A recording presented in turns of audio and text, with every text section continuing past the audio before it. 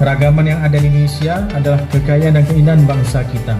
Untuk itu, pemerintah akan terus mendorong keberagaman tersebut menjadi suatu kekuatan untuk bisa mewujudkan persatuan dan kesatuan nasional menuju Indonesia yang lebih baik.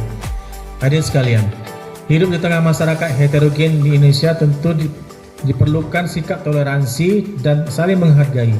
Salah satunya terkait perbedaan agama dan keyakinan.